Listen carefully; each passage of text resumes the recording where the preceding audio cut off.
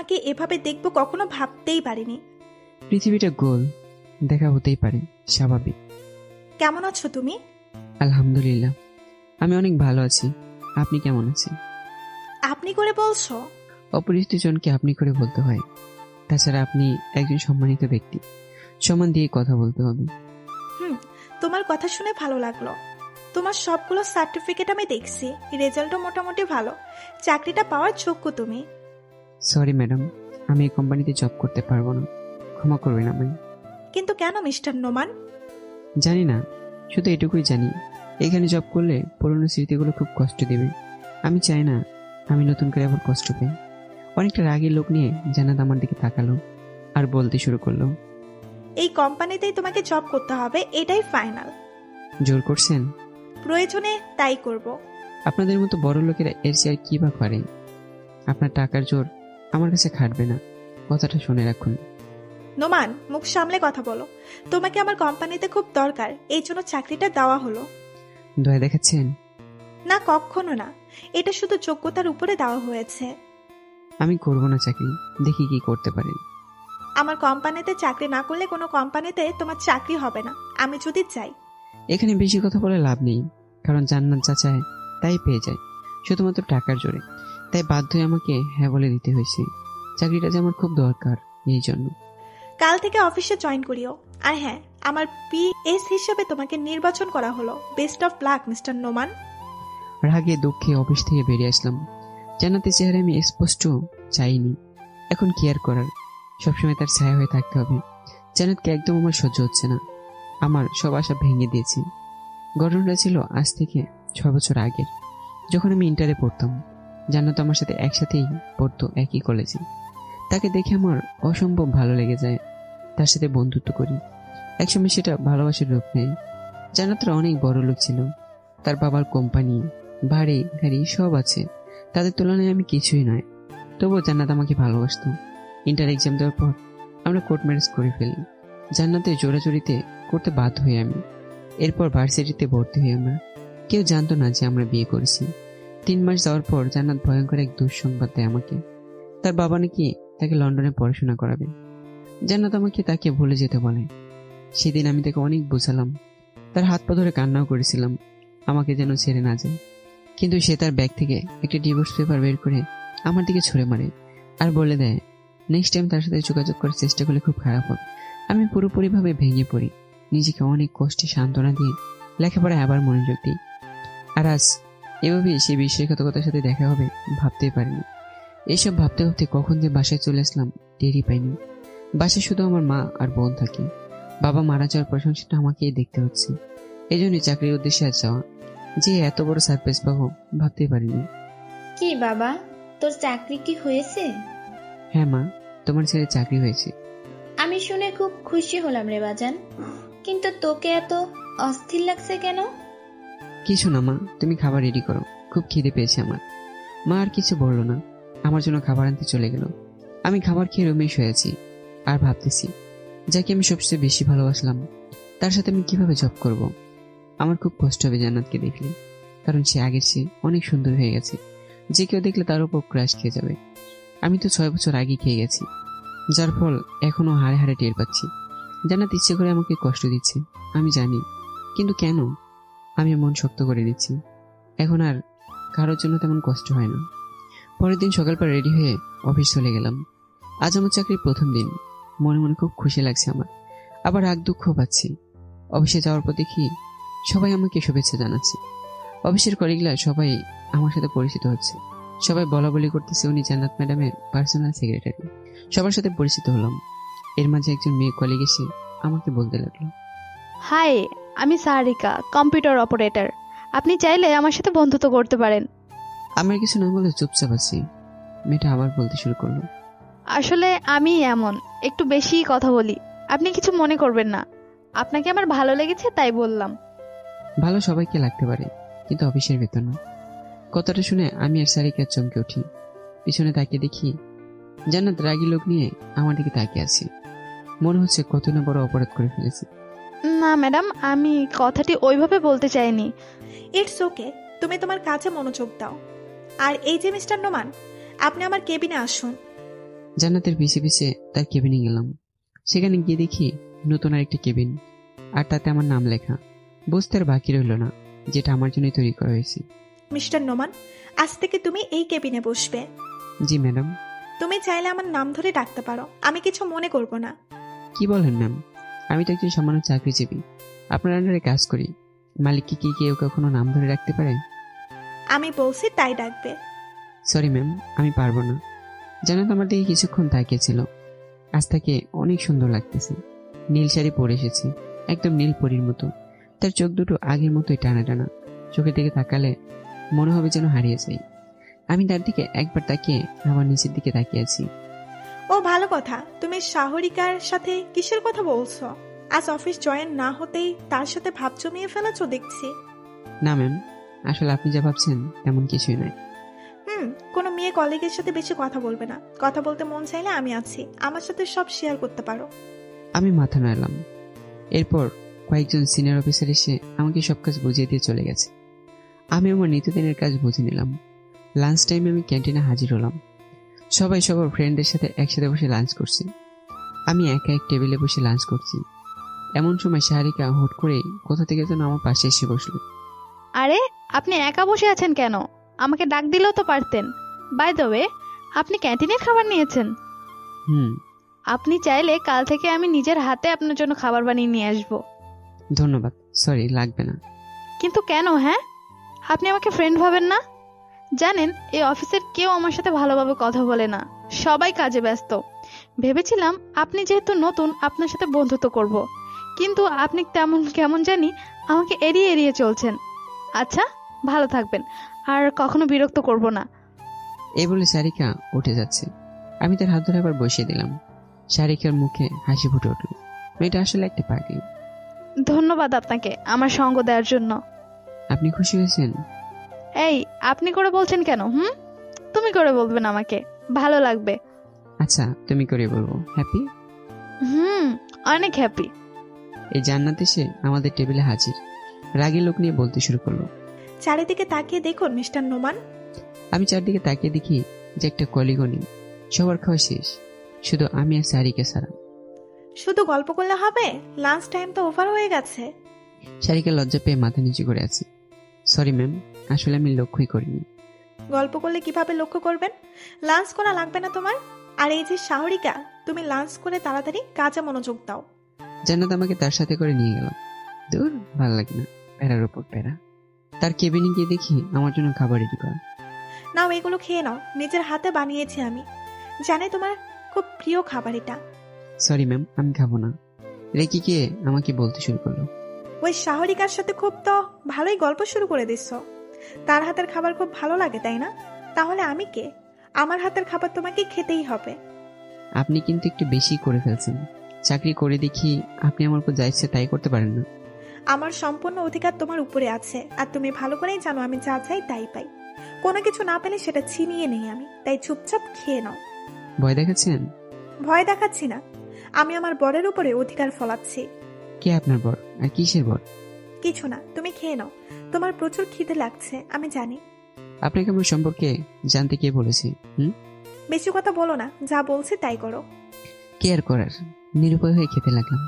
আমার জন্য বিরিয়ানি রান্না করে এনেছে। জানে বিরিয়ানি আমার খুব পছন্দ। অনিশ্চয় সত্ত্বেও খাচ্ছি। জান্নাত আমার খাওয়া দেখছে, এক গালে হাত রেখে। এভাবে কি দেখছেন? তোমার খাওয়া দেখতেছি। আমি এই কথা শোনার পর রাগে এখান থেকে উঠে চলে গেলাম। ওয়াশরুমে গিয়ে হাত ধুয়ে আবার কাজে মনোযোগ দিলাম। জান্নাত অবশ্য আমার কাছ থেকে এরকম আচরণ আশাই করেনি। কি ব্যাপার, তুমি অর্ধেক না খেয়ে রেখে দিচ্ছ কেন? আমার ভালো লাগছে না তাই। আচ্ছা, আমার হাতের রান্না ভালো লাগে না তাই না? সাহরিকা বলে তো খুব ভালো লাগতো। দেখুন, আপনি আমাদের মধ্যে সারিকাকে কেন রাঁধছেন? বাবা, সাহরিকার জন্য দেখছি তোমার অনেক দরদ লাগতেছে। কি ব্যাপার? ম্যাডাম দেখুন, আমার একদম ভালো লাগছে না এসব কথা শুনতে। প্লিজ আমাকে একটু একা থাকতে দিন। তোমাকে একা থাকতে দিলাম, যাও। দেখো আবার যেন অন্য কেউ যাতে না আসে। একথা বলার পর আমি জান্নাতের দিকে তাকালাম। তার মুখ অনেকটা অন্ধকারে আচ্ছন্ন হয়ে গেল। অনেকটা অভিমান নিয়ে আমার কেবিন থেকে চলে গেল। আমি আমার কাজ শেষ করে সন্ধ্যার দিকে বাসায় ফিরে আসলাম। এই অফিসে জব করলে মনে হয় আমি পাগল হয়ে যাব। জান্নাতের এসব পাগলামি আমার একদম সহ্য হচ্ছে না। আমার উপর সে অধিকার ফলানোর চেষ্টা করছি। 6টা বছর আমিও কম কষ্ট পাইনি। এমন কোনো রাত নেই যে তার কথা ভেবে চোখের জল ফেলেনি। জান্নাতকে মন থেকে মুছে ফেলেছি, কিন্তু তাকে দেখার পর কেন জানি তার উপর পুরনো ভালোবাসা জেগে উঠেছে। না, আমাকে তার উপর দুর্বল হওয়া যাবেই না। বিশ্বাসঘাতককে কখনো ক্ষমা করা যায় না। রাতে খাবার খেয়ে ঘুমিয়ে পড়লাম। সকালে ঘুম থেকে উঠে ফ্রেশ হয়ে নাস্তা করে আবার অফিসের দিকে রওনা দিলাম। মাঝ রাস্তায় না যেতেই দেখি একটা গাড়ি এসে আমার সামনে ব্রেক করেছে। গাড়ির গ্লাস সরিয়ে ভিতর থেকে বলে উঠলো, গাড়িতে ওঠো। আমার আর বুঝতে বাকি রইল না এটা জান্নাত। না ঠিক আছে, আমি এভাবেই অফিসে যেতে পারবো, লাগবে না। যা বলছে তাই করো, বেশি কথা বলো না। আমি আর কথা না বলে গাড়িতে উঠলাম। পিছনে জান্নাত বসে আছে, তাই আমি ড্রাইভারের সাথে বসতে চেয়েছিলাম, কিন্তু জান্নাতের রাগের কাছে হেরে গেলাম। বাধ্য হয়ে তার সাথেই বসতে হলো। জান্নাত কেমন জানি আমার গা ঘেঁষে বসলো। সত্যি বলতে আমার কাছে প্রচুর বিরক্ত লাগছে। জান্নাতকে আমি মনে প্রাণে ঘৃণা করি। এই অবস্থায় অফিসে পৌঁছালাম। আমি আগের মতো আমার কেবিনে চলে গেলাম, কাজে মনোযোগ দিলাম। এরই মধ্যে সারিকা আমার কেবিনে আসলো। কেমন আছেন? এই তো ভালো আছি, তুমি কেমন আছো সারিকা? আমিও ভালো আছি। আপনার ফাইলগুলো আমাকে দেন। কেন? কম্পিউটারে কিছু ডাটা এন্ট্রি করতে হবে। ও এই নাও। সারিকা দিকে ফাইলগুলো এগিয়ে দিলাম। সারিকা ফাইলগুলো নিয়ে আমার দিকে তাকাতে তাকাতে চলে যাচ্ছে। এমন সময় পিছন থেকে জান্নাতের সাথে ধাক্কা খায়। জান্নাত এই অবস্থা দেখে রেগেমেগে আগুন। সারিকাকে কঠোর গলায় বলতে লাগলো, কম্পিউটারে কাজ করতে করতে কি চোখ দুটো অন্ধ করে ফেলেছো নাকি? আর ওনার দিকে তাকিয়ে তাকিয়ে পথ চলা লাগে নাকি? সারিকা কিছু বলল না, চুপচাপ রুম থেকে বেরিয়ে গেল। এই যে মিস্টার নোমান, শাহরিকার সাথে তোমার কি এত আমি কাল থেকে বলে দেবো তোমার কাছে যেন সে কোনো কাজে না আসে। আচ্ছা ম্যাডাম, আপনাকে একটা কথা বলার ছিল। হ্যাঁ বলো, আমাকে তুমি সব বলতে পারবে। আপনি সবকিছুতে আমার উপর আপনি অধিকার খাটান কেন? ও এই কথা, তোমাকে আমার খুব ভালো লাগে তাই। কিন্তু আপনাকে আমার অসহ্য লাগে। আমি জানি আমি যে ভুল করেছি তা ক্ষমার অযোগ্য, কিন্তু আমি তোমাকে হারাতে পারবো না। আর দেখুন, আমি এসব শুনতে চাই না। আমি অতীত ভুলে গেছি বিশ্বাসঘাতক প্রতারককে। বর্তমান আর ভবিষ্যৎ নিয়ে আমি বাঁচতে চাই। তা বর্তমান আর ভবিষ্যতে কাকে নিয়ে বাঁচতে চাও? সেটা আপনার না জানলেও চলবে। ও বুঝছি, শাহরিকাকে নিয়ে, তাই না? আপনার মতো মানুষ এছাড়া আর কি বা বলতে পারে? শাহরিকার কথা বললে আমি খারাপ, তাই না? তো কি হয়েছে এখন? এই শাহরিকা তোমার কি হয়? আর একবার ওই মেয়ের কথা বললে কিন্তু বলবো, 100 বার বলবো। ওই মেয়েকে আমার ভালো লাগে, আমি একে ভালোবাসি। যদিও কথাটা জান্নাতকে রাগানোর জন্য বললাম। ওই কি বললা তুমি? এই বলে জান্নাত আমার কলার চেপে ধরলো। আমি জান্নাতের হাত থেকে নিজেকে ছাড়িয়ে নিয়ে একটা চোর বসিয়ে দিলাম জান্নাতের গালে, আর বলতে লাগলাম, এই আপনাদের তো মানুষের সাহস কি করে হয় আমার কলার ধরার? আপনার ওই নোংরা হাত দিয়ে খবরদার আমাকে স্পর্শ করবেন না কখন। চোরটা খুব জোরেই মারলাম। জান্নাত গেলে হাত দিয়ে দাঁড়িয়ে আছি, আর চোখ দিয়ে জল গড়িয়ে পড়ছে। জান্নাত আমার দিকে এগিয়ে এসে আমার হাত ধরে বলতে লাগলো, আমাকে তুমি মারো কাটো, আমি কিচ্ছু বলবো না, তবু ওই মেয়ের কথা আমার সামনে বলো না প্লিজ। আপনার এইসব ন্যাকামি বন্ধ করেন। চোর মারার জন্য সরি। আপনার সাথে আমার সব সম্পর্ক 6 বছর আগেই শেষ। আমি আপনার কেউই নই। সো এইসব কথা আর বলবেন না দয়া করে। জান্নাত ছলছল চোখে আমার দিকে অসহায়ের মতো তাকিয়ে আছে। তাতে আমার কি? আমি কম কষ্ট পাইনি এই জীবনে। আর শোনেন, আপনি বললেন না যে আপনার কোম্পানিতে চাকরি না করলে কোনো কোম্পানিতে আমার চাকরি হবে না। যদি কোনো কোম্পানিতে চাকরি না হয় তবে প্রয়োজনে রিক্সা চালিয়ে জীবিকা নির্বাহ করব, তবু আপনার কোম্পানিতে চাকরি করব না। এই নোমান কারো কাছে হাত পাতে না, কথাটা মনে রাখবেন। এইসব তুমি বলছো নোমান? হ্যাঁ আমি বলছি ম্যাডাম। আমি বেঁচে থাকতে কখনো তুমি এই কাজ করতে পারবে না। কেন? হ্যাঁ, আপনি আমার কি হন? বেশি অধিকার দেখাতে আসবেন না। বেশি কিছু করলে আমি চলে যাব, লাগবে না আমার চাকরি। প্লিজ তুমি এভাবে বলো না। আর তুমি যাবে না, আমি কথা দিচ্ছি আমি তোমার উপরে বেশি অধিকার দেখাবো না। তুমি আমার সামনে থাকলেই হবে, তবু আমাকে ছেড়ে যেও না। বাহ ম্যাডাম বাহ, দারুণ নাটক। 6 বছর আগে কোথায় ছিল আপনার এইসব নাটক? আপনি একটা কাজ করতে পারেন, একটা সিনেমা ইন্ডাস্ট্রি খুলতে পারেন। আপনি এসব অভিনয় দারুণ চলবে। জান্নাত কিছু বলতে চেয়ে আর বলতে পারলো না। চোখে জল নিয়ে আমার কেবিন থেকে বেরিয়ে গেল। তার কথাগুলো শুনে আমার প্রচুর হাসি পাচ্ছে, আবার কষ্টও লাগছে। সে যদি আমাকে ছেড়ে চলে যেতে পারে তাহলে আমি কেন পারবো না? কিন্তু আমার ক্ষেত্রে অজানা এক পিছুটান কাজ করছে, জানি না কেমন পিছুটান। আজ রাতে অফিসের পক্ষ থেকে জান্নাত একটা পার্টির আয়োজন করেছে। কোম্পানির 5 বছর পূর্ণ হওয়াতে এই পার্টির আয়োজন। অফিসের সব স্টাফদের উপস্থিত থাকা বাধ্যতামূলক করা হয়েছে। আমি সব পার্টি পছন্দ করি না। সারিকার অনুরোধে রাজি হয়েছি। রাত 8টার সময় আমি রেডি হয়ে পার্টিতে উপস্থিত হয়েছি। সারিকা একটা সাদা শাড়ি পরে এসেছে। তাকে দেখলে যে কেউ প্রেমে পড়ে যাবে। আমি তো এক প্রকার ক্রাশ খেয়ে গেছি, কিন্তু জান্নাতের প্রতি একটা পেছুটান কাজ করছে। আমাকে দেখে অনেক খুশি হয়েছে।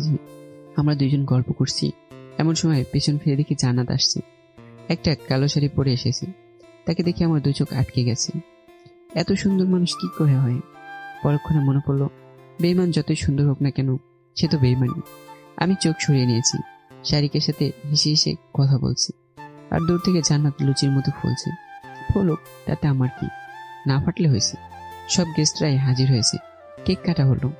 আমি নিজ হাত দিয়ে শারিকাকে খাইয়ে দিলাম। শারিকা আমাকে খাইয়ে দিয়েছে। আমি এই অবস্থায় জান্নাতের দিকে তাকাইনি। আমি জানি তার চোখ দিয়ে আগুনে ফুলকি নামছে।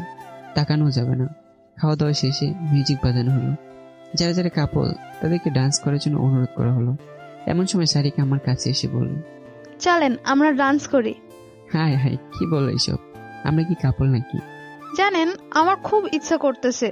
আমরা কাপল হই না তো কি হয়েছে, আপনাকে আমার সাথে ডান্স করতে হবে। এই বলে জোর করে আমাকে নিয়ে গেল। সব কাপলরা ডান্স করতেছে। শারিকা আমার গালে হাত রেখে ডান্স করা শুরু করে দিল। সবাই আমাদের ডান্স দেখে তাদের ডান্স বন্ধ করে দিল। সবাই হাততালি দিতে শুরু করলো। এক কথায় আমাদের অসাধারণ এক ডান্স শুরু হলো। এক পর্যায়ে শারিকা শাড়ি পায়ের সাথে পেঁচিয়ে পরে যেতে শুরু করলে আমি তাকে ধরে ফেলি আর কোলে তুলে নিই। ব্যাস, আমাদের ডান্স করা শেষ। সবার কাছে নাকি অনেক ভালো লেগেছে আমাদের জুটিটা। শারিকাকে কোল থেকে নামিয়ে আমি জান্নাতকে খুঁজছি। তাকে একবারও দেখিনি। মেয়েটা কই গেল? আমার খুব টেনশন হচ্ছে সে যদি রাগের মাথায় কিছু করে ফেলে। খুঁজতে খুঁজতে দেখি যে টেবিলের এক কোনায় পড়ে আছে। অনেক ড্রিঙ্কস পান করেছে। আমি কাছে গিয়ে ডাক দিলাম, ম্যাডাম, আপনি এখানে কেন? আর এত ড্রিঙ্কস কেন পান করেছেন? খবরদার আমাকে ছুবে না। এই তুমি কে? শাহরিকা কে? আমি কে? বুঝলাম, ড্রিঙ্কসের প্রভাবে উল্টাপাল্টা বকছি। আপনি বাড়ি যাবেন না? অনেক রাত হয়েছে। আপনি বাড়ি যাবেন কিভাবে? আমি বাড়ি যাবো না, এখানেই থাকবো, তুই যা। এইদিকে সবাই চলে যাচ্ছে। জান্নাত কিভাবে রেখে কিভাবে যাব, তাই কোনো কিছু না ভেবে তাকে কোলে তুলে নিলাম। এই আমাকে নামা, নামা বলছি। এই তুই কে রে? আমাকে কোলে নিছিস কেন? চুপ, একদম চুপ। জান্নাতের পাগলামি বেরিয়ে যাচ্ছে, তাই বাধ্য হয়ে দুইটা চর বসিয়ে দিলাম। চর না দিলে তার পাগলামি কমতো না। কোলে করে একেবারে গাড়িতে বসিয়ে দিলাম। ড্রাইভার আমাকে বলল, স্যার আপনি চলেন, না হলে ম্যাডাম সারা রাস্তায় পাগলামি করবে, আর আমার পক্ষেও সম্ভব না ওনাকে রুমে দিয়ে আসে, তাই আপনিও আসেন। কি আর করার, তার সাথে আমিও গেলাম। সারা রাস্তায় জান্নাত আমার শাড়ির কলার চেপে ধরে আমাকে জড়িয়ে ধরে রেখেছে। গাড়ি থেকে নেমে সোজা জান্নাতকে কোলে করে রুমে নিয়ে গেলাম। জান্নাতকে তার বিছানায় শুয়ে দিলাম। হঠাৎ সে আমার গায়ে বমি করে দিছে। এমন সময় কান্না খারাপ লাগে। বিরক্তি নিয়ে ওয়াশরুমে পরিষ্কার করে আসলাম। লক্ষ্য করে দেখলাম তার শাড়িতে বমি লেগে আছে। এখন কি হবে? শত হলেও আমার ভালোবাসার মানুষ। তার বাড়িতে নাকি একজন কাজের বউ আছে। তাকে দিয়ে তার শাড়িটা চেঞ্জ করালাম। একটা নীল শাড়ি তাকে পরিয়ে দিয়েছি। আমি তাকে শুয়ে দিয়ে চলে আসার সময় সে আমার হাত ধরে এক ঝটকায় তার উপর ফেলে দিল। দুই হাত দিয়ে আমার শাড়ির কলার চেপে ধরেছে। আমি দমবন্ধ হওয়ার মতো অবস্থা। আমি তার এতটা কাছে যে তার প্রতিটা নিঃশ্বাস আমার মুখের উপর পড়েছে। মানুষ ড্রিঙ্কস পান করলে নাকি তার সব শক্তি দ্বিগুণ হয়ে যায়। জান্নাতের ক্ষেত্রে মনে হয় তাই হয়েছে। কি করছেন আপনি? ছাড়েন। আমি তো ছাড়ার জন্য ধরিনি তোমাকে। আমি তোমাকে ভালোবাসি রোমান, অনেক বেশি ভালোবাসি। দেখুন, আপনি নেশার ঘরে এসব বকছেন। প্লিজ ছাড়ুন বলছি। ছাড়বো না। কি করবে? জোর করে ছাড়িয়ে নিব। আমিও জোর করে আমার অধিকার আদায় করে নিব। ছি, কি বলছেন এসব? আপনার লজ্জা করে না একটা পরপুরুষ কিভাবে জড়িয়ে রাখতে? ওই, আমি কোনো পুরুষকে জড়িয়ে ধরে রাখি নাই। আমি আমার স্বামীকে জড়িয়ে ধরছি, আর তার কাছ থেকে আমার অধিকার আদায় করে নিব আমি। আপনি একটা পাগল। দেখবে? দেখবে এই পাগলির কাণ্ড। এ বলে যেন জোর করে আমার ঠোঁটের সাথে তার ঠোঁট মিশিয়ে নিল। প্রায় 5 মিনিট এভাবে চলার পর আমাকে ছেড়ে দিল। আর এদিকে জান্নাত আমার শাড়ির কলার চেপে ধরেছে। আমার নিঃশ্বাস নিতে খুবই কষ্ট হচ্ছে। আবার ঠোঁটে ঠোঁট বন্ধ করে আমার নিঃশ্বাসের 12টা বাজিয়ে ফেলেছি। এরপর কি হয়েছে আমি আর জানি না, কারণ আমি অজ্ঞান হয়ে পড়েছিলাম। ছোটবেলা থেকে আমার নিঃশ্বাসটা খুব খাটো। এরপর সকালে ঘুম থেকে উঠে দেখি জান্নাত আমাকে বুকের উপর নিয়ে শুয়ে আছে। আমাকে শক্ত করে জড়িয়ে ধরে আছে। আমি নিজেকে ছাড়িয়ে নিলাম। কাল রাতের ঘটনা মনে করে আমার খুব রাগ হচ্ছে। ছি, আমার সাথে এটা কি হয়ে গেল? আমার ওঠা দেখে জান্নাত উঠে গেল। আমার দিকে তাকিয়ে মুসকে মুসকে হাসছে। এ আপনার সাহস কি করে হয় আমাকে জড়িয়ে ধরার? ও মা, সাহস লাগবে কেন? আমি আমার বরকে জড়িয়ে ধরেছি, অন্য কাউকে তো নয়। এ আপনার লজ্জা করে না এই কথা বলতে? না, লজ্জা করে না, কারণ আমি তোমাকে ভালোবাসি আর আমাদের 6 বছর আগে বিয়ে হয়েছে। সেই অধিকারে বলছি। আপনি একটা পাগল। আপনার সাথে কথা বলে আমি পাগল হয়ে যাব। তোমার পাগল কাল রাতে কি হয়েছিল তোমার মনে আছে? কি হয়েছিল মানে? আপনি আমার সাথে কিছু করেননি তো? আমি কেন বলবো? কাল রাতে অনেক কিছু হয়েছে, বুঝছো? আমি বলবো না। চুপ, একদম চুপ। আমার ভুল হয়ে গেছে আপনাকে বাসায় পৌঁছে দেওয়া, না হলে সারা রাত ওইখানে মাতাল অবস্থায় পড়ে থাকতেন। জানি শোনা, আমি তোমার বউ, এই জন্যই তো আমাকে তুমি ওইখানে পড়ে থাকতে দাওনি। আমি আর কিছু বললাম না। রাগে বিছানা থেকে নেমে দরজার কাছে চলে আসছি। এমন সময় জান্নাত দৌড়ে দরজার সামনে দাঁড়িয়ে গেল আর আমাকে বলতে লাগলো, কোথায় যাচ্ছ? যাও ফ্রেশ হয়ে আসো, আমি নাস্তা রেডি করছি। আমার বিন্দুমাত্র ইচ্ছা নেই আপনার বাসায় নাস্তা করার। আমার পথ ছাড়ুন। রাগ করছো কেন সোনা? তুমি তো এমন ছিলে না, আমার হাতে তৈরি নাস্তা খেয়ে তুমি এখান থেকে যাবে। এই আপনার এসব ড্রামা বন্ধ করেন তো, জাস্ট অসহ্য লাগছে। এই বলে জান্নাতকে জোর করে দরজার সামন থেকে সরিয়ে দিলাম। মেন দরজায় গিয়ে দেখি বাইরের দরজা আটকানো। পিছন ফিরে দেখি জান্নাত মুসকে মুসকে হাসছে। আমার আর বুঝতে বাকি রইল না, এটা জান্নাতের কাজ। কি আর করার, বাধ্য হয়ে ফ্রেশ হয়ে আসলাম। আমি নাস্তার টেবিলে বসে আছি। কিছুক্ষণ পর জান্নাত অনেক ধরনের নাস্তা বানিয়ে নিয়ে আসলো। আমার পাশে চেয়ার টেনে বসলো। আমি নিচের দিকে তাকিয়ে আছি। কি ব্যাপার, নিচের দিকে তাকিয়ে কেন? আমাকে কি দেখতে ইচ্ছে করছে না? আপনি তাড়াতাড়ি নাস্তা দিয়ে আমাকে উদ্ধার করেন। বাবা, আমার বরটা দেখে অভিমান করছে। আচ্ছা এই নাও, এইবার খাওয়া শুরু করো, আমি অপলক দৃষ্টিতে তোমার খাওয়া দেখবো। আমি আর কিছু না বলে তাড়াতাড়ি ফ্রেশ করে নাস্তা খাওয়া শুরু করলাম। 3 মিনিটের মধ্যে নাস্তা শেষ করলাম। জান্নাত তো অবাক, আমি ইচ্ছে করে এমন করেছি। এখানে আমার একটু ভালো লাগছে না। এই যে ম্যাডাম, এবার দরজাটা দয়া করে খুলে দিন। স্বামী, ও স্বামী, তোমাকে খুব আদর করতে ইচ্ছে করছে গো, কিন্তু আমার কপালটাই খারাপ। আমার স্বামীটা বড্ড রাগী। এই, আপনি কিন্তু লিমিট ক্রস করছেন। স্বামী প্লিজ রাগ করো না, আমি দরজা খুলে দিচ্ছি। ধন্যবাদ। আর হ্যাঁ, সাথে একটা মানসিক ডাক্তার দেখিয়ে নেবেন, কেমন? এই কথা শোনার পর জান্নাত খুশিতে মেতে উঠেছে। আমি দ্রুত তার বাড়ি থেকে চলে আসলাম। বাড়িতে আসার পর আমার ড্রেসগুলো ছোট বোন তানহাকে দিলাম ধোয়ার জন্য। তানহা আমার কাপড়গুলো হাতে নিতেই বলল, ভাইয়া, তোর বডি থেকে ফ্যামিলি বডি স্প্রে গন্ধ আসছে কেন? আর হ্যাঁ, এসব লিপস্টিকের তাক কেন? সত্যি করে পর, কাটাতে কইছিলি? গেছে রে গেছে, মান সম্মান সব গেছে। ছোট বোনের কাছ থেকে হাজার রেহাই নেই। ওরে আমার পুষ্কি বোন, তোর সব জানতে হবে না। যা, এগুলো ধুয়ে নিয়ে আয়। ওই, একদম পুছি বলবি না, আমি সব পুছি। তুই নিশ্চয়ই অন্য কোনো মেয়ের সাথে করছিস। ওই, এটা কি রে? কিছু না। এই বলে তানহা মুখ চেপে আমার রুম থেকে দৌড়ে চলে গেছে। আর আমি থ হয়ে বিছানায় বসে আছি। অতপর রেডি হয়ে আগের মতো আবার অফিসে চলে গেলাম। ইদানিং শারিকের সাথে আমার খুব ভালো জমে উঠেছে। শারিকা অফিসে আসলে আমার খোঁজ খবর নাই। মাঝে মাঝে আমার জন্য খাবার রান্না করেও নিয়ে আসি। আমি শারিকাকে বেস্ট ফ্রেন্ড মনে করি, এর বেশি কিছু না। আজকে জান্নাত অফিসে এসেছে। আমি ওয়েটিং রুমে বসে বসে শারিকের সাথে গল্প করছি। আমার মাথায় একটা দুষ্ট বুদ্ধি চেপেছে। জান্নাতকে দেখে বলতে শুরু করলাম শারিকার উদ্দেশ্যে, বাবু তুমি খাইছো? না বাবু, আমি তোমাকে ছাড়া কিভাবে খাই বলো তো? আমি খাইয়ে দিব বাবু। বাবু, তোমার হাতেই তো আমি খাবো। জান, আমি যখন বাসায় থাকি তোমাকে খুব মিস করি। তাই নাকি সোনা? হ্যাঁ গো জান। জান্নাত দিকে তাকে দেখি তার চোখ দিয়ে জল পড়তেছে। আমাকে দেখে বারবার আড়াল করার চেষ্টা করছে। নোমান, তাড়াতাড়ি আমার কেবিনে আসো। আর এদিকে শারিকা মুসকে মুসকে হাসছে। আমারও খুব হাসি পাচ্ছে। মনে মনে ভাবছি বুদ্ধিটা কাজে লেগেছে। আমি ভয়ে ভয়ে জান্নাতের কেবিনে গেলাম। যা মাত্র জান্নাত আমার শার্টের কলার চেপে ধরে বলতে শুরু করলো, ওই কুত্তা শয়তান, তোর লজ্জা করে না ঘরে বউ রেখে অন্য মেয়েকে বাবু জানো বলতে? শাহরিকার দিকে তাকালে তোকে আমি খুন করে ফেলবো। এ বলে কাঁদতে কাঁদতে আমাকে জড়িয়ে ধরলো। আমি পিছন ফিরে দেখি অফিসের অন্যান্য স্টাফরা সবাই হা করে আমাদের দিকে তাকিয়ে আছে। কি করছেন ম্যাডাম? ছাড়ুন বলছি, সবাই দেখছে তো। ছাড়বো না আমি, আমাকে কষ্ট দিতে খুব ভালো লাগে তাই না? ম্যাডাম আপনি ছাড়ুন তো, আমার খুব লজ্জা লাগছে। আমার একটা সম্মান আছে। আমি আমার বরকে ধরেছি, তাতে মানুষের কি? আমি জোর করে জান্নাতকে ছাড়িয়ে দিলাম। রাগে অফিস থেকে সোজা বাসায় চলে এসেছি। তার উপর কি একটা অবস্থা, আজ মনে হয় অফিসে যাওয়া হবে না। জান্নাতের রোমান্টিক অত্যাচার আমার একদম অসহ্য লাগছে। রাতে খাওয়া দাওয়ার পর আমি শুয়েছি। এমন সময় অচেনা নাম্বার থেকে কল আসলো। হ্যালো, আসসালামু আলাইকুম। কে আপনি? কি গো, আমাকে চিনতে পারছো না? আজব তো, আপনি আবার শুরু করেছেন ম্যাডাম। রাগ করছো কেন গো? আমার প্রাণের স্বামী, একটু মিষ্টি করে কথা বলা যায় না বুঝি? কি গো, চুপ করে আছো কেন? কথা বলছো না কেন? আপনি কি আমাকে একটু শান্তিতে থাকতে দেবেন না? না গো না, আমার বরটাকে একটু অত্যাচার করতে তো হবেই। আমি আপনার স্বামী নই, আপনার লজ্জা হওয়া উচিত।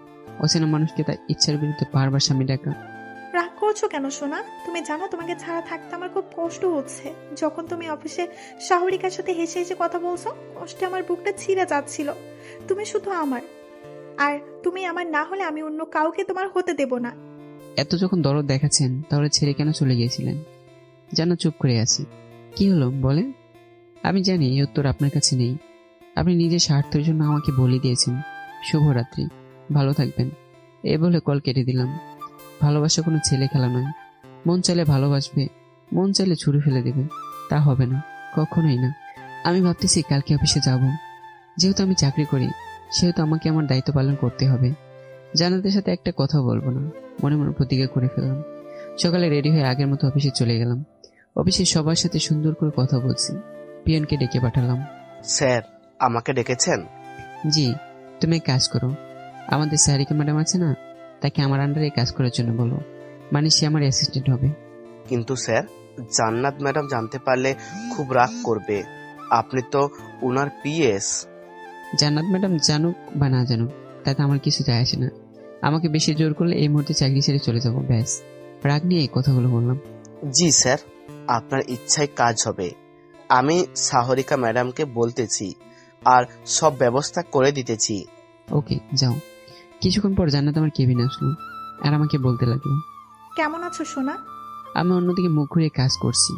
কি হলো সোনা, কথা বলতেছো না কেন? আমার উপর রাগ করেছো? প্লিজ লক্ষ্মীটা, রাগ করো না। এই দেখো, তোমার পছন্দের শাড়ি পরে এসেছি। তুমি তো সবসময় বলতো আমাকে নাকি সাদা শাড়িতে বেশ মানায়। দেখো, তোমার জন্য সাদা শাড়ি পরে এসেছি আমি। আমি তারপরে জান্নাতের দিকে তাকাইনি। কি ব্যাপার, কথা বলতেছো না কেন? আমি চুপ করে আছি। জান্নাত আমার হাত ধরে তার দিকে ঘুরিয়ে নিল। আমি নিচের দিকে তাকিয়ে আছি। প্লিজ কথা বলো আমার সাথে, আমার খুব কষ্ট হচ্ছে তো। আপনি দয়া করে যদি আমাকে একা থাকতে দিতেন, অনেক উপকৃত হতাম।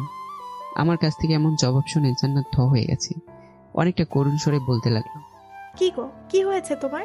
আমার দিকে তাকাচ্ছ না কেন? তুমি না আমার স্বামী। স্বামী স্ত্রীর দিকে তাকাবে আর তার সাথে কথা বলবে, আদর করবে, কিন্তু তুমি তো একটাও করতেছো না। আমি কেবিন থেকে উঠে সোজা বের হতে যাব, এমন সময় জান্নাত আমার হাত ধরে আমাকে তার দিকে এক ঝটকায় ঘুরিয়ে নিল। দুই হাত আমার ঘাড়ের উপর রাখলো। আমার স্বামীটার এত রাগ কেন? কিছুই বুঝি না। কি অসভ্যতা শুরু করে দিয়েছেন আপনি? নিজের স্বামীর সাথেই তো অসভ্যতা আমি করছি, তাতে কি? এই, তুমি আমাকে জড়িয়ে ধরছো না কেন? আমাকে দেখে কি তোমার একটু ফিলিংস আসছে না? আমি আর কিছু না বলে জান্নাতের হাত থেকে নিজেকে ছাড়িয়ে নিয়ে সোজা কেবিন থেকে বের হয়ে আসলাম। একটা পাগল মেয়ের কাণ্ড আমার কাছে বিরক্ত লাগছে। সারিকার কেবিনে গিয়ে বললাম, সারিকা, আজ থেকে তুমি আমার অ্যাসিস্ট্যান্ট। কিন্তু আপনি তো পিএস। দেখো, আমি নতুন আর এসব কাজ আমি জানি না। জান্নাত ম্যাডামের কাছ থেকে আমি কাজ শিখে নিতে পারবো না, কারণ জানোই তো উনি কেমন রাগী। সারিকা মুচকি এসে বলল, জানি স্যার, আমি সব জানি। ঠিক আছে, আজ থেকে আমি আপনার কেবিনেই কাজ করব আর অফিসের সব কাজ আপনাকে শিখিয়ে দিব। ওকে প্রিয়তমা, দুষ্টুমি করে সারিকাকে বললাম। আচ্ছা, আপনাকে একটা কথা বলি। একটা কেন, হাজারটা বলতে পারো। না মানে, আজ থেকে আমি কি আপনার প্রিয়তম হতে পারি? কেন নয়, অবশ্যই। তুমি তো আমার একজন ভালো বন্ধু, আর বন্ধু তো প্রিয়তমাই, তাই নয় কি? এই কথা বলার সাথে সাথে সারিকার দিকে তাকিয়ে দেখি তার হাসি মাখা মুখটা কালো হয়ে গেছে। আমাকে গম্ভীর গলায় উত্তর দিল, আচ্ছা ঠিক আছে। বুঝলাম মন খারাপ করেছে, কিন্তু কেন যে সেটাই জানি না। আচ্ছা, আমি পিয়নকে বলে রেখেছি, ও সবকিছুর ব্যবস্থা করে দিবে। এখন যাই। এই বলে সারিকার কেবিন থেকে চলে আসলাম। কিছুক্ষণ পর সারিকা আমার কেবিনে শিফট হলো। এই খবর অবশ্য জান্নাত জেনে গেছে, তাই আমাকে ডেকে পাঠালো তার রুমে। মিস্টার নোমান, আপনি নাকি শাহরিকাকে আপনার সহকারী হিসেবে নির্বাচন করেছেন। আমি থাকলে আপনি এসব কেন করেছেন? আমার পারমিশন নিয়েছেন? পারমিশনের কি আছে এখানে?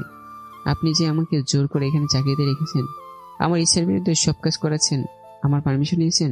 তুমি কিন্তু... কিছু বলতে কেউ আর বলতে পারলো না জান্নাত। আপনি কিছুই বলতে পারবেন না, কারণ জবাব আপনার কাছে নেই। ওকে বাই, আমি এখন আমার কাজে যাই।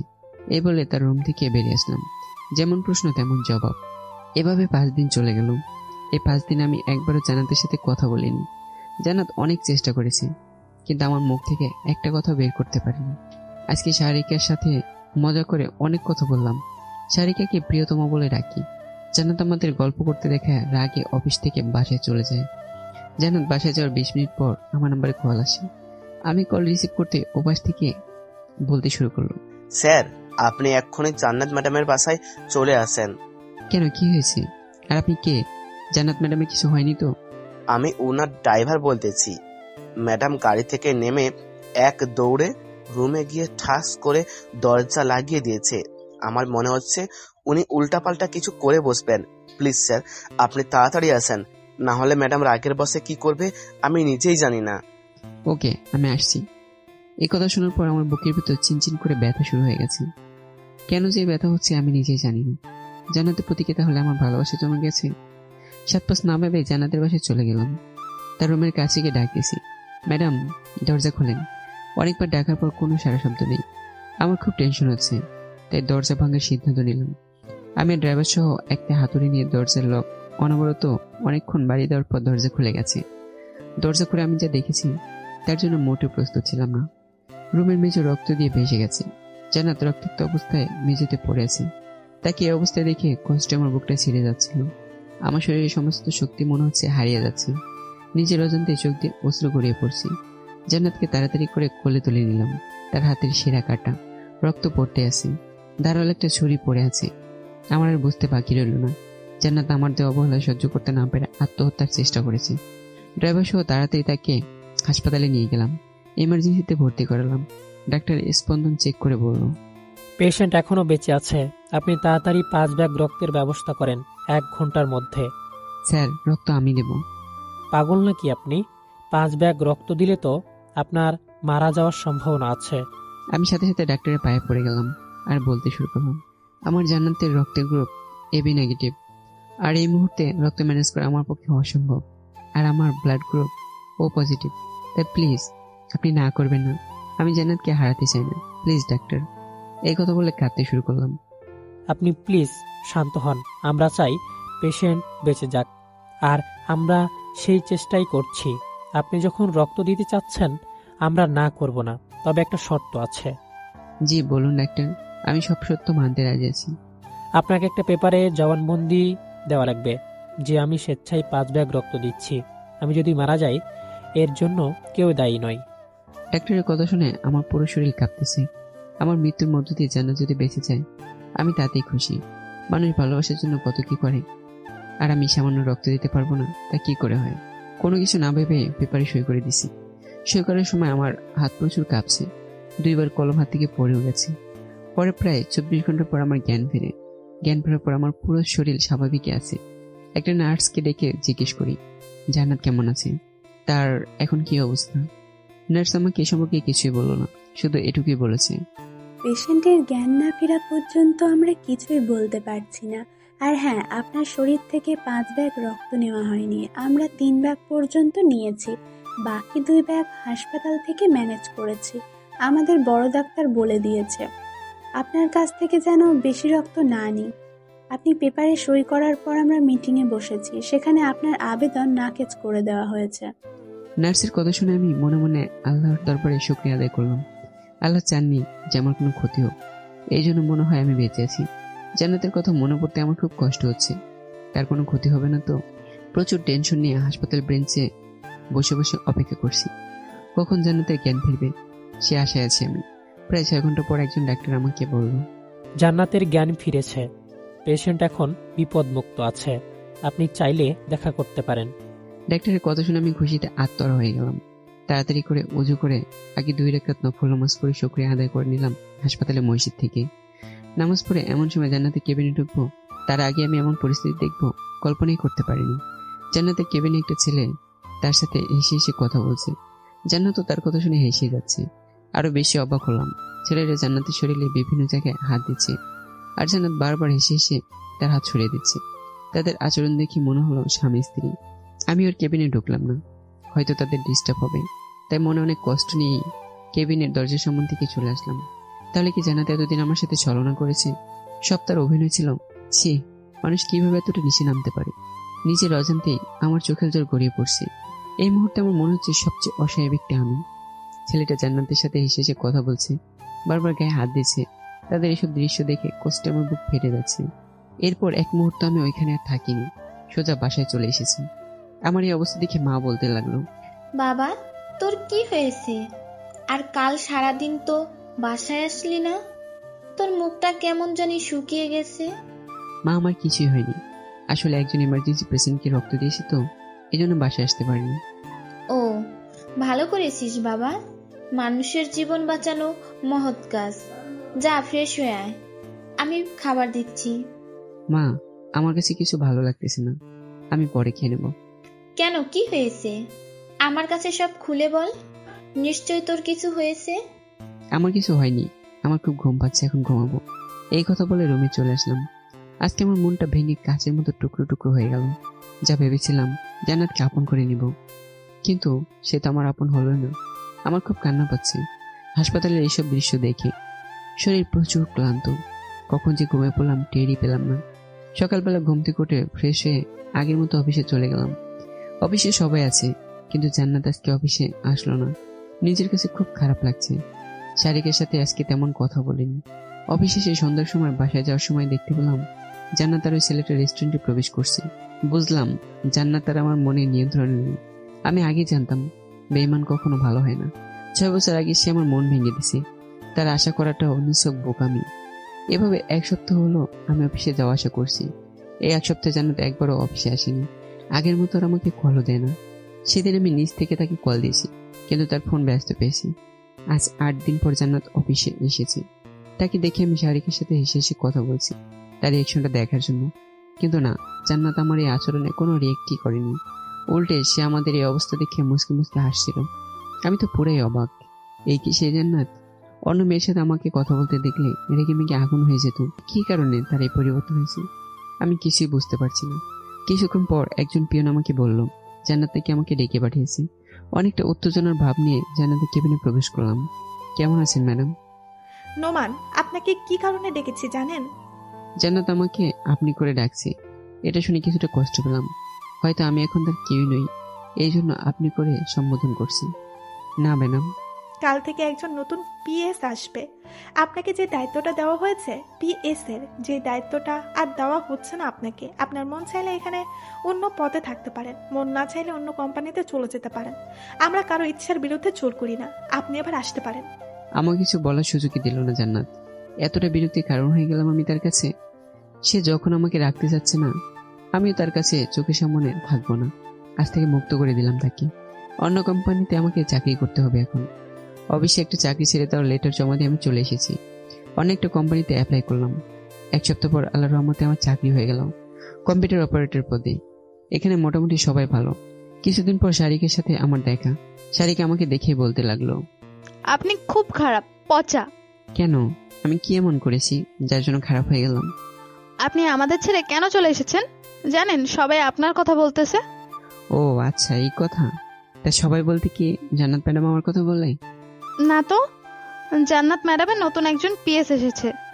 জানেন, সে খুব রাগী, কারোর সাথে তেমন কথাই বলে না, শুধু জান্নাত ম্যাডামের কেবিনে সারাক্ষণ থাকে। ভালো তো, জান্নাত ম্যাডাম খুশি থাকলে হয়েছে। আচ্ছা ওইসব বাদ দাও, তারপর বলো কেমন আছো? আপনাকে ছাড়া কি ভালো থাকতে পারি? স্বার্থপরের মতো আমাদের ছেড়ে চলে গেছেন। খুব মিস করি আপনাকে। কিছু কিছু ক্ষেত্রে আপন মানুষদের ছেড়ে চলে যেতে হয় তাদের খুশির জন্য। কিন্তু আমি তো খুশি নেই। আরে পাগলি, এই কথার মানে তুমি বুঝবে না। আচ্ছা তাই নাকি? আচ্ছা, আমার হাতে সময় একদম নেই, অফিসে যেতে হবে। আমরা পরে কথা বলবো, বাই। আচ্ছা বাই, খুব মিস করব আপনাকে। আমি তার এই কথা শুনে শুধু মুচকে হাসলাম। এরপর অফিসে চলে গেলাম। অফিসে গিয়ে কিছুতেই কাজে মনোযোগ দিতে পারছি না। বারবার শারিকার এই কথাগুলো মনে পড়ছে। জান্নাত কি তাহলে আমার সাথে ছলনা করেছে? কিন্তু কেন সে এমন করেছে? আমার মন নিয়ে খেলা করেছে। আমিও তার কথা মনে করে নিজেকে কষ্ট দিব না। সে আমার কেউই নয়, আগেও ছিল না। যা ছিল সব দুঃস্বপ্ন ছিল। এভাবে কেটে গেল 2 মাস। এই 2 মাসে একবারের জন্য জান্নাতের চেহারা আমি দেখিনি। মাঝে মাঝে খুব ইচ্ছে করত, কিন্তু ইচ্ছেগুলোকে মনের ভিতর কবর দিয়ে দিয়েছি। আজকে আমার মা হঠাৎ করে আমাকে বলল আমাকে নাকি তিনি বিয়ে করাবেন। তার মৃত্যুর আগে আমার বিয়ে এবং নাতনির মুখ দেখতে চান। মা এমন ভাবে কথাগুলো বলল, আমি আর কিছু বলতে পারিনি। মায়ের আবেদন তো আর ফেলে দেওয়া যায় না, তাই আমিও বলে দিয়েছি, মা আপনি যাকে ভালো মনে করেন তাকে আমি বিয়ে করব। আপনার অবদ্ধ আমি হতে পারবো না। কথাগুলো বলার সময় আমার 2 চোখ ভিজে গেল। রাতে বালিশে মুখ গুজে অনেক কেঁদেছি। জান্নাতকে আমার জীবনসঙ্গী আর করতে পারবো না। কিন্তু আমি জান্নাতকে ঠকাইনি। সে এই অভিযোগ আমার বিরুদ্ধে করতে পারবে না। উল্টে সে আমাকে ঠকিয়েছে। ভেঙে দিয়েছে আমার বিশ্বাস। পরের দিন সকালে ঘুম থেকে উঠে দেখি গেস্ট রুমে একজন ভদ্র মহিলা এবং একজন ভদ্রলোক বসে মায়ের সাথে গল্প করছে। আমাকে দেখা মাত্র মা বলতে লাগলো, এই তো আমার ছেলে এসে গেছে। আমি তাদেরকে সালাম দিয়ে মায়ের পাশে দাঁড়িয়ে আছি। ভদ্র মহিলাটি জিজ্ঞেস করলো আমাকে, কেমন আছো বাবা? আলহামদুলিল্লাহ ভালো আন্টি, আপনি কেমন আছেন? আমিও ভালো আছি। নোমান, এনারা তোকে দেখতে এসেছে। তাদের মেয়ে নাকি তোকে বিয়ের প্রস্তাব পাঠিয়েছে। আমিও আর না করতে পারিনি। মেয়েটা দেখতে খুব লক্ষ্মী। ওই দিন দুপুরে আমাদের বাসায় এসেছিল। কথাটা শুনে একটু অবাকই হলাম। মেয়ে আমাকে বিয়ের প্রস্তাব পাঠিয়েছে তার বাবা মায়ের কাছে? কে হতে পারে সে মেয়ে? মনে মনে ভাবছি। আসলে বাবা, সাহরিকা নাকি তোমার সাথে চাকরি করে। আমাদের একমাত্র মেয়ে। তোমার কথা প্রতিদিন আমাদের বলে। তোমার আচার ব্যবহারে নাকি সে মুগ্ধ, তাই তো আমাদেরকে পাঠিয়েছে। আমি অনেক লজ্জা পেয়ে মাথা নিচু করে আছি। আপনাদের যে ভালো মনে হয় তাই করেন, আমার কোনো আপত্তি নেই। আলহামদুলিল্লাহ বাবা, আমি অনেক খুশি হয়েছি। আমাদের মেয়ের সুখ মানেই আমাদের সুখ। আচ্ছা, আমার অফিসে দেরি হয়ে যাচ্ছে, আপনার মায়ের সাথে সব কথা বলে রাখুন। আচ্ছা বাবা, তুমি অফিসে চলে যাও। ওইখান থেকে বিদায় নিয়ে আমি অফিসের উদ্দেশ্যে বেরিয়ে পড়লাম। জান্নাতের কথা মন থেকে মুছে ফেললাম। জান্নাত নামে দুনিয়ার কেউই নেই। অফিসে আসার পর বস বলতে লাগলো, আজ বিকেলে মিটিং আছে, রাত 10টার আগে কোনো ছুটি নেই, একটা বড় ডিল আছে এবং কিছু পার্টির আয়োজন করা হয়েছে, সবাইকে থাকা লাগবে। বিকেল 5টার সময় মিটিংয়ে অংশগ্রহণ করলাম। কিছুক্ষণ পর আমার চোখ আটকে গেল এক সুন্দরী রমণীকে দেখে। নীল শাড়ি পরা, খোবায় বেলি ফুলের মালা, একদম অপসরের মতো লাগছে তাকে।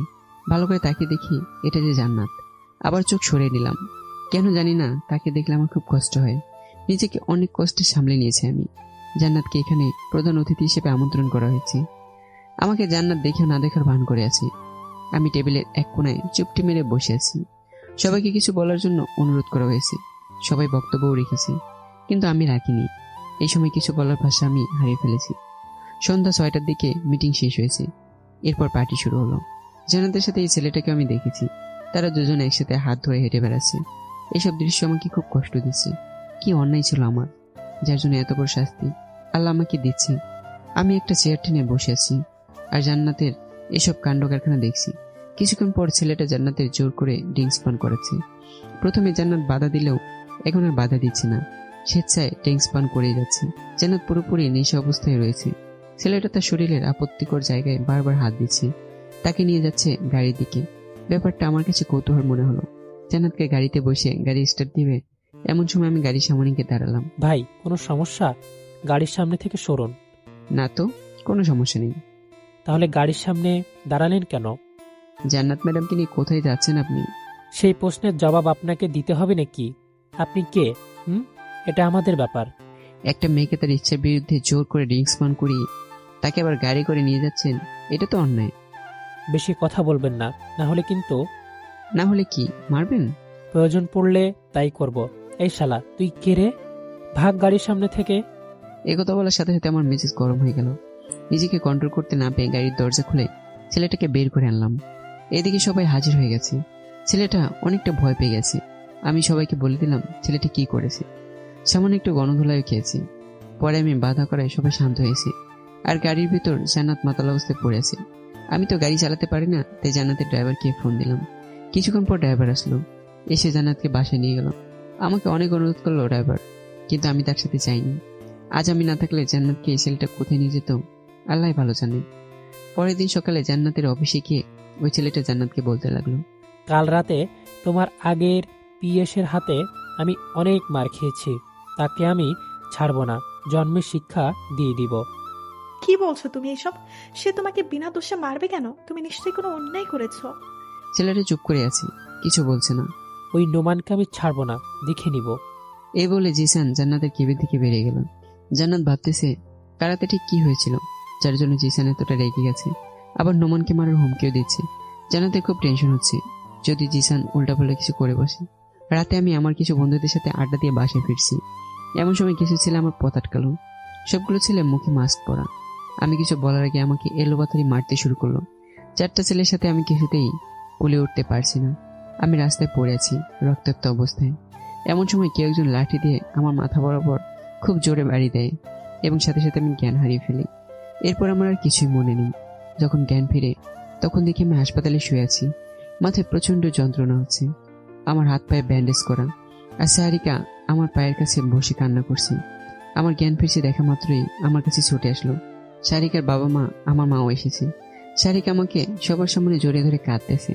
তার চোখের দিকে তাকিয়ে দেখি তার চোখের নিচে কালো দাগ পড়ে গেছে। আমাকে সাহারিকাকে রুমে রেখে সবাই চলে গেছে। রুমে শুধু আমি আর সাহারিকা। আপনার কি হয়েছিল আর এই অবস্থা কি করে হয়েছে? আমি জানি না, হঠাৎ কিছু ছেলে আমার উপর আক্রমণ করে বসে। আপনার যদি কিছু হয়ে যেত আমি কি নিয়ে বাঁচতাম? জানেন, অনেক কিছু ভেবে ফেলেছি আপনাকে নিয়ে। আমি আপনাকে ভালোবাসি, নিজের চাইতেও বেশি। আপনার জন্য আমি সব করতে রাজি আছি। আমি কি বলবো কিছুই বুঝতে পারছি না। সারিকা তো বুঝবে না আমি জান্নাতকে কতটা ভালোবাসি। তাকে ছাড়া অন্য কাউকে কল্পনাই করতে পারি না। এমন সময় জান্নাত আসলো আমার কেবিনে। আমি স্বপ্ন দেখছি না তো। চিমটি কেটে শিওর হয়ে নিলাম। আপনি এখানে কেন এসেছেন? কেন? এখানে আসতে বুঝি বারণ আছে সাহরিকা? আছে। আপনি কি চান বলুন তো? ওনাকে একটু শান্তিতে থাকতে দিবেন নাকি? এভাবে কথা বলছো কেন সাহরিকা? আপনার মতো মানুষের সাথে এভাবেই কথা বলতে হয়। আমি এখানে জড়তা করতে আসিনি, নোমানকে দেখতে এসেছি। খবরদার, আমার বরকে দেখতে আসবেন না। আপনি তো এটাই চেয়েছিলেন, তাই না? তোমার বর মানে? আর কি যাতা বলছো এসব? আমি ঠিক বলছি, আর ওনার এই অবস্থার জন্য আপনি দায়ী। কোনোদিন আপনাকে ক্ষমা করতে পারবো না। সাহরিকা প্লিজ স্টপ, আর সহ্য করতে পারছি না।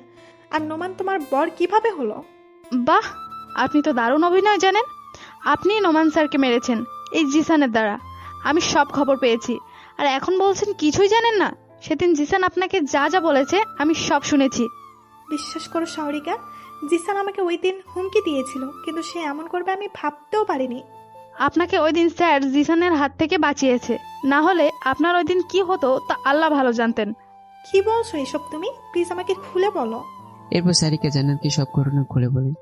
সারিকার মুখে এইসব কথা শোনার পর জান্নাত অনেকটা ভেঙে পড়ে, আরো বেশি ভেঙে পড়ে যখন শুনে আমার সারিকার বিয়ে আগামী 15 তারিখে হবে। জান্নাত অশ্রু ভেজা চোখ নিয়ে আমার কাছে এসে, আমাকে ক্ষমা করে দিও, আর তোমার নতুন জীবনের শুভ কামনা রইল। কথাগুলো বলার সময় এক প্রকার কান্নাই করে দেয় জান্নাত। তার কান্না দেখে আমারও খুব কান্না পাচ্ছিল। সারিকার সামনে আছে, এই জন্য জান্নাতকে কিছু বলতে পারিনি। আমার কেবিন থেকে জান্নাত চলে গেল। সারিকা অনেকটা অভিমানী সুরে আমাকে বলতে লাগলো, জান্নাত আপনার কে হয়? এই প্রশ্ন শুনে আমি সারিকার মুখের দিকে তাকিয়ে আছি। কি হলো, চুপ করে আছেন কেন? জান্নাত ম্যাডাম আপনার প্রতি দেখি অনেকটা দায়িত্বশীল। তুমি এসব কেন বলছো সারিকা? বাদ দাও তো এসব কথা। বাদ দেব কেন? আপনি শুধু এখন আমার, আর কারো নয়। জান্নাতের দিকে নেক্সট টাইম তাকালে চোখ উপড়ে নিব। কথাটা মনে রাখবেন। সারিকাকে আর কিছুই বললাম না, চুপচাপ তার মুখের দিকে তাকিয়ে আছি। সত্যি মেয়েটার মুখে অদ্ভুত মায়া আছে, যা দেখে যে কেউ প্রেমে ভরে যাবে। 4 দিন হাসপাতালে ছিলাম আমি। এই 4 দিনে সারিকা আমার প্রতি যত্নে কোনো কমতি রাখেনি। আমি বাধা করা সত্ত্বেও আমার প্রতি যত্ন নিছে। 4 দিন পর আমাকে রিলিজ দেওয়া হয়েছে হাসপাতাল থেকে। আমি বাসায় চলে আসলাম। এখন আমি পুরোপুরি সুস্থ। বিকেলের দিকে আমি শপিং মলে গেলাম কিছু কেনাকাটার জন্য। এমন সময় জান্নাতের সাথে দেখা হলো। জান্নাত একাই শপিং মলে এসেছে। আমাকে দেখা মাত্র আমার কাছে ছুটে আসলো। কেমন আছো নোমান? ভালো, আপনি কেমন আছেন ম্যাডাম? আমার আর ভালো থাকা। আচ্ছা বাদ দাও এসব। শুনছি তুমি নাকি সাহরিকাকে বিয়ে করতেছো। বাস্তবতার কঠিন পরিস্থিতি আমাকে সবই করতে বাধ্য করেছে। অনেক সুখে থাকবে তাই না আমাকে ছাড়া? সত্যি বলবো? বলো। অনেক সুখে থাকবো, অনেক, যেমনটা আপনি আমাকে ছাড়া থেকেছেন। সত্যি বলছো তো? একটি বারও আমাকে জিজ্ঞেস করলে না আমি কেমন থাকবো? কেন? আপনার তো জেসান ভাই আছে, তার সাথে তো ভালোভাবে থাকতে পারবেন। অবশ্য আপনার স্বামী হয়েছি। কি বলছো এসব তুমি? জিসান তো আমার মামাতো ভাই, আর সে আমার স্বামী হতে যাবে কেন? আমার স্বামী তো শুধু তুমি। বাহ ম্যাডাম বাহ, আপনি তো ভালোই নাটক করতে জানেন। আমি এসব শুনতে চাই না। নোমান প্লিজ বন্ধ করে এসব। আমি আর সহ্য করতে পারছি না, তোমার অবহেলা নিতে পারছি না। তো আমি আপনার জন্য কি করতে পারি বলুন? তুমি আমার জীবনে অন্য কাউকে গ্রহণ করার আগে আমাকে নিজের হাতে মেরে ফেলে দিয়ে যাও। তোমার হাতে মরলেও আমি শান্তি পাবো। কথাটা শোনার পর আমার বুকের ভিতর ধক করে উঠলো। জান্নাতের প্রতিটা কথাই আমি কষ্ট পাচ্ছি, কিন্তু জান্নাতকে বুঝতে দিচ্ছি না। কি হলো, চুপ করে আছো কেন? তাহলে সেদিন কেন আমাকে মৃত্যুর হাত থেকে বাঁচালে? কেন রক্ত দিয়েছো আমাকে? আমি মারা যেতাম সেটাই ভালো হতো। আমি বাঁচতে চাই না। যেখানে তুমি নামক শব্দটা নেই সেখানে আমিও নেই। মানবিক দায়িত্ব বোধ থেকে আপনাকে বাঁচিয়েছি, শুধু কি মানবিক দায়িত্ববোধ, আর কিছু নেই? না। ও তাই বুঝি। আচ্ছা, একটা সত্য কথা বলবে? কি? আমাকে কি সত্যিই ভালোবাসো? এ বলে আমার হাতটা টেনে নিয়ে তার মাথায় রাখলো। আমাকে ছুঁয়ে বলো। আমি কি বলবো কিছুই বুঝতে পারছি না। ভালোবাসি রে, তোকে অনেক ভালোবাসি, নিজের থেকেও বেশি। তাই তো প্রতি মুহূর্তে কষ্ট পাচ্ছি। মনে মনে কথাগুলো বললাম। কি হলো বলো? জানি না, আমার দেরি হয়ে যাচ্ছে ম্যাডাম, আমি এবার আসি। ভালো থাকবেন। পরের বার আর দেখা হবে না, কখনো হবে না। আমি চলে যাচ্ছি অনেক দূরে। এই বলে জান্নাত শপিং মল থেকে দৌড়ে বেরিয়ে গেল। আমি তার পেছন পেছন গেলাম। এমন সময় জান্নাতকে দেখছি আনমনে রাস্তা পার হচ্ছে। তার উল্টো দিক থেকে একটা ট্রাক আসছে। তার কোনো খেয়ালই নেই সেদিকে। ট্রাক তার কাছাকাছি যখন চলে এসেছে, আমি দৌড়ে গিয়ে জান্নাতকে রাস্তা থেকে সরিয়ে নিয়ে আসলাম। অল্পের জন্য দুজন বেঁচে গেলাম। জান্নাতকে রাস্তার ওপাশে এনে একটা চর বসিয়ে দিলাম। পাগল হয়ে গেছো নাকি? এভাবে কেউ রাস্তা পার হয়? আজ যদি কিছু হয়ে যেত তাহলে এ কথা বলতে কেউ আর বলতে পারলাম না। বলতে চেয়েছিলাম আমার কি হবে। বেশ করেছি, আমি মরে গেলে তো তুমি খুশি হতে, তাই না? তোমার পথের কাঁটা হয়ে থাকতে চাই না আমি। তাই বলে পাবলিক প্লেসে মরতে গিয়েছিলে কেন? এই কথা শোনার পর জান্নাত আমার দিকে অবাক দৃষ্টিতে তাকায়। হয়তো আমার কাছ থেকে এমন উত্তর আশা করেনি। মুহূর্তের মধ্যে কেঁদে দেয়। কাঁদো কাঁদো হয়ে বলতে লাগলো, কেন কেন আমাকে বাঁচালে? আমি মরে যেতাম, এটাই ভালো হতো। এই দুনিয়ায় আমার আপন বলতে চেয়েছিল, আজ সেও আমাকে দূরে ঠেলে দিয়েছে। তার কান্না দেখে আমারও চোখে জল এসে গেল। প্লিজ চুপ করো, এটা পাবলিক প্লেস, শান্ত হও প্লিজ। জান্নাত কিছুতেই শান্ত হচ্ছে না। উপায় না পেয়ে জড়িয়ে ধরলাম, কিন্তু না, তাতেও কাজ হচ্ছে না। এইদিকে লোকজন তাকিয়ে আছে আমাদের দিকে। জান্নাতকে আমি কোলে তুলে নিলাম। একটা অটো নিয়ে তার বাসায় আসলাম। কিন্তু মহাবিপত্তি বাঁধলো এই জায়গায়। আমি যদি চলে আসি জান্নাত সুইসাইড করবে। হাজার হোক ভালোবাসার মানুষ, তার কোনো ক্ষতি হোক আমি চাই না। জান্নাতকে রুমে দিয়ে আমি তার পাশে চুপটি মেরে বসে আছি। কিছুক্ষণ পর জান্নাত আমার পায়ে পড়ে গেল আর কাঁদো কাঁদো কণ্ঠে বলতে লাগলো, আমাকে তুমি মারো, কাটো, দরকার পড়লে সাগরে ভাসিয়ে দাও, তবুও আমার কাছ থেকে ভালোবাসা কেড়ে নিও না। তুমি হয়তো আমাকে ফুল বলছো, কিন্তু বিশ্বাস করো সেদিন আমি তোমাকে ইচ্ছে করে ছেড়ে যাইনি। আমাদের সম্পর্কের কথা বাবা জেনে গিয়েছিল, আর বাবা বলে দিয়েছে তোমাকে যদি ডিভোর্স না দেই বাবা তোমাকে মেরে ফেলবে। আমি জানি আমার বাবা টাকাওয়ালা মানুষ, টাকা জোরে সব করতে পারেন তিনি। আমি তাই ভয় পেয়ে তোমাকে ছেড়ে চলে গিয়েছিলাম। আমি চাইনি তোমার কোনো ক্ষতি হোক, আর তোমার কিছু হলে আমি বাঁচবো না নোমান, সত্যি বলছি। হয়তো ভাবছো আমি অনেক সুখে ছিলাম এতদিন, কিন্তু বিশ্বাস করো প্রতিটা মুহূর্তে তোমার কথা ভেবে কেঁদেছি আমি। আমার এই কান্না কেউ দেখেনি, আমার ভেতরের অবস্থা কেউ দেখে না, তুমিও না। দেশে আসার পর তোমাকে অনেক খুঁজেছি কিন্তু পাইনি। আজ বাবা বেঁচে নেই, সব সম্পত্তি আমাকে ভাগ করে দিয়েছে। আমার বাকি ভাই বোনগুলো নিজেকে নিয়ে ব্যস্ত হয়ে গেছে। এই বাড়িতে একাই আমি থাকি। আমি পারতাম না অন্য কাউকে বিয়ে করতে, কিন্তু তুমি ছাড়া আমার জীবনে অন্য কেউ নেই যে। আর জিসানের কথা আমাকে বলছো তুমি, তাই না? জিসান আমার স্বামী হয়।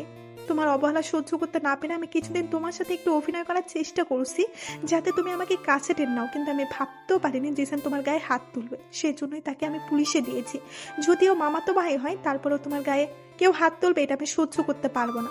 এ বলে জান্নাত কাঁদতে লাগলো। জান্নাতকে পায়ের উপর থেকে তুলে নিয়ে বুকে জড়িয়ে নিলাম। আমিও কাঁদছি, কিন্তু কেন কাঁদছি জানি না। জান্নাত আমাকে শক্ত করে ধরে ফুপে ফুপে কেঁদে চলেছে। কিছুক্ষণ এভাবে থাকার পর জান্নাতের চোখে পানি হাত দিয়ে মুছে দিলাম। সারাদিন আমার উপর অনেক ধকল গেছে, তাই শরীর প্রচুর ক্লান্ত। কখন যে ঘুমিয়ে পড়লাম টেরই পেলাম না। জান্নাত আমার বুকের উপর আমাকে জড়িয়ে ধরে ঘুমিয়ে আছে। সকালবেলা ঘুম থেকে উঠে থেকে জান্নাত আমার পাশে নেই। খোঁজাখুঁজি পর দেখে রান্নাঘরে নাস্তা বানাচ্ছে। আমাকে দেখে বলল, কি হলো, ঘুম ভেঙেছে? তাই তো আমার বোর্ডের কাছে চলে আসলাম। হমা, তাই বুঝি গো। হ্যাঁ গো তাই। এই বলে জান্নাতকে পেছন থেকে জড়িয়ে তুললাম। কিছুক্ষণ থাকার পর দেখি জান্নাত ফুপে ফুপে কাঁদছে। কি হলো, তুমি কান্না করতেছো কেন? জানো, আমার খুব ভয় হচ্ছে। তোমাকে যদি হারিয়ে ফেলি তাহলে আমি কি নিয়ে বাঁচবো? আমি আবার কই যাব? তোমাকে ছেড়ে কার কাছে যাব? কেন, তুমি যদি শাহরিকাকে গ্রহণ করো আমাকে বাদ দিয়ে, তার সাথে তো তোমার বিয়ে হওয়ার কথা। আমি চুপ করে আছি। কি হলো, কথা বলছো না কেন? তার মানে শাহরিকাকে তুমি বিয়ে করবে? তাকে বিয়ে করার আগে নিজের হাতে আমাকে আগে শেষ করে দিতে হবে। এই কথা বলার পর জান্নাতকে নিজের দিকে ঘুরিয়ে নিলাম। আমার বুকের সাথে জড়িয়ে ধরে বলতে লাগলাম, ভালোবাসার মানুষকে কি শেষ করা যায় বলো? তোমার নোমান কখনো অন্য কারো হবে না, শুধু তোমারই থাকবে। আর আমি যদি মারা যাই তাহলে? ছি, এমন কথা বলে না। আর কখনো এই ধরনের কথা বলবে না, না হলে কিন্তু। না হলে কি? আমি নিজেকে শেষ করে দেব। এই কথা বলার সাথে সাথে জান্নাত তার হাত দিয়ে আমার মুখ বন্ধ করে দেয়। আমি তোমাকে রেখে কই যাব? আমার বরকে রেখে আমি কোথাও যাব না। হ্যাঁ সোনা, এখন তাড়াতাড়ি নাস্তা দাও তো, আমার খুব খিদে পেয়েছে, কাল রাতে কিছুই খাইনি। আচ্ছা, এখন অন্য কিছু দেই? অন্য কিছু মানে? ইস, আমার বরটা দেখে আনরোমান্টিক, আমাকে একটুও বোঝে না। তুমি রোমান্টিক বানাবে, এই জন্যই তো আমি আনরোমান্টিক হয়ে আছি। জান্নাত আমাকে জড়িয়ে ধরে তার ঠোঁটের সাথে ঠোঁট মিশিয়ে দিল। এই, তুমি এত দুষ্ট কেন? এভাবে কেউ কামড় দেয়? আমি সুদ নিয়েছি। কিসের শোধ নিয়েছো? যাও, বুঝতে হবে না। ফ্রেশ হয়ে তাড়াতাড়ি নাস্তার টেবিলে বসো। রান্নাঘর থেকে বেরিয়ে এসে ফ্রেশ হয়ে খাবার টেবিলে বসলাম। জান্নাত নাস্তা নিয়ে আসলো। জান্নাত আমার পাশে বসলো। আমি হাত দিয়ে খেতে চাইলাম, কিন্তু সে জোর করে তার নিজ হাতে আমাকে খাইয়ে দিচ্ছে। আমি জান্নাতকে খাইয়ে দিলাম। এত সুন্দর একটা মুহূর্ত আমার জীবনে আসবে কল্পনাই করতে পারিনি। আসলে ভালোবাসা কখনো হারিয়ে যায় না, হৃদয়ের গহীনের কোণেই বেঁচে থাকে। সেটা হয়তো কারো প্রকাশ পায়, কারো পায় না। জান্নাতের কাছ থেকে বিদায় নিয়ে বাসায় চলে আসলাম। বাসায় আসার পর মা শারিকার কথা জিজ্ঞেস করলো। মেয়েটাকে নাকি মায়ের খুব পছন্দ হয়েছে। আমি মাকে কিভাবে কথাটা বলবো সেটাই ভেবে পাচ্ছি না। শারিকাকে আমি বিয়ে করতে পারবো না। রাতে খাওয়া দাওয়া করার পর মায়ের রুমে গেলাম। কি রে, কিছু বলবি? মা, তোমাকে কিছু বলার ছিল। আরে, এভাবে বলছিস কেন? কি বলবি বল তো? আমি বিয়ে করতে পারবো না মা, পারলে আমাকে ক্ষমা করে দিও তোমার অবাধ্য হওয়ার জন্য। কেন, কি হয়েছে? কি জন্য বিয়ে করবি না? মা, আমি সব কথা বলতে পারবো না, শুধু এটুকুই বলতে পারবো, আমি কারো জীবন নষ্ট করতে চাই না, কারো আশা ভরসা বিশ্বাস ভাঙতে চাই না। আমি তোর মা, আমাকে সবকিছু খুলে বল, এটা আমার অনুরোধ। এই কথা শোনার পর নিজের কেমন জানি মনে হচ্ছে। মায়ের অনুরোধ তো আর ফেলতে পারি না। মা যাই বলে তাই আদেশ। সবকিছু মায়ের কাছে খুলে বললাম। মায়ের চোখে অশ্রু দেখতে পেলাম। মায়ের কথা শেষ হওয়ার সাথে সাথে মা আমার গালে একটা চড় বসিয়ে দিল আর বলতে লাগলো, তুই আমার কাছে এতদিন কেন কথাটা বলিসনি? আমাকে কেন জানাসনি? মা, আসলে আমি আপনাকে কষ্ট দিতে চাইনি। থাক, আর একটাও কথা বলতে হবে না। জান্নাতকে যদি সত্যি ভালোবেসে থাকিস তাহলে তাকে আপন করে নে। আর জান্নাত বৌমাকে কালকে সকালে নিয়ে আসবি। আমি তোর সাথে তাকে আবার বিয়ে দিব। কিন্তু মা, শারিকার পরিবারকে কি জবাব দেব? বিশ্বাস করো মা, জান্নাতকে ছাড়া আমার বেঁচে থাকা অসম্ভব। আমি বুঝি, সব বুঝি। তোর বাবাও আমাকে অনেক ভালোবাসতো, কিন্তু আজ উনি নেই। মা হয়ে ছেলের কষ্ট বুঝবো না, তা কি করে হয়? সাহরিকার পরিবারের সাথে আমি কথা বলে নিব। তুই একবার সাহরিকার কাছে ক্ষমা চেয়ে নে, হয়তো সেও তোকে অনেক ভালোবাসে। আমি চাই না আমার ছেলের জন্য আরেকটা মেয়ে কষ্ট পাক। আচ্ছা মা, ঠিক আছে, তার কাছে আমি ক্ষমা চেয়ে নেব। এই বলে মায়ের রুম থেকে চলে আসলাম। বিছানায় শুয়ে শুয়ে ভাবতেছি, আমি তো শারিকাকে ভালোবাসি না, আর এমনটা কখনো আমার মনে আসেনি। আমি কি শারিকার সাথে কোনো অন্যায় করে ফেলেছি? হয়তো অনেক অভিমান নিয়েই ও এই বিয়েতে রাজি হয়ে গেছে, কিন্তু আমার মনটা তো জান্নাতের কাছে পড়ে আছে। তাকে ছাড়া অন্য কাউকে ভাবতে পারি না। সকালবেলা ঘুম থেকে উঠে ফ্রেশ হয়ে নাস্তা করে শারিকার সাথে দেখা করতে চলে আসলাম। আমাকে দেখে শারিকা হাসি মুখে বলল, কি ব্যাপার? এত সকাল সকাল বুঝি আমার কথা মনে পড়লো? তাই তো আপনার হবু বউয়ের কাছে ছুটে আসলেন, ঠিক বলছি না? জানি না, তবে তোমাকে কিছু বলার ছিল, আশা করি গুরুত্ব সহকারে নেবে। কি এমন কথা বলবেন যার জন্য গুরুত্ব সহ বুঝতে হবে? দেখো শারিকা, আমি তোমাকে বিয়ে করতে পারবো না, কারণটা অজানাই থাক। মুহূর্তের মধ্যে তার হাসি মুখটা অন্ধকারে হয়ে গেল। কি বলছেন আপনি এসব? জানেন, আপনাকে নিয়ে অনেক কিছু ভেবে ফেলেছি, আর আপনি আমার স্বপ্নটা এভাবে ভেঙে দিচ্ছেন। এই, আপনি আমার সাথে মজা করছেন না তো? না, একদমই না, যা বলেছি সব সত্যি বলছি। কিন্তু কেন বিয়ে করতে পারবেন না? আমি আপনাকে অনেক ভালোবাসি, অনেক। প্লিজ এভাবে বলবেন না। কোনদিন জানতে চেয়েছো আমি ভালোবাসি কিনা? শারিকা এই কথা শোনার পর চুপ করে আছি। কি হলো বলো? না, কিন্তু আমি তো ভালোবাসি, নিজের থেকেও বেশি। আমাকে ক্ষমা করে দিও শারিকা, তোমার স্বপ্ন ভাঙার জন্য। আমার জীবনটা অনেক কঠিন, বাস্তবতা কিছু কিছু ক্ষেত্রে হার মেনে যায়। আমার চেয়েও অনেক ভালো ছেলে তুমি পাবে। আর শোনো, আমি বিবাহিত। কি বললেন? আমি বিবাহিত মানে? বললাম তো, সে অনেক কাহিনী, বললে শেষ হবে না। প্লিজ একটু বলেন।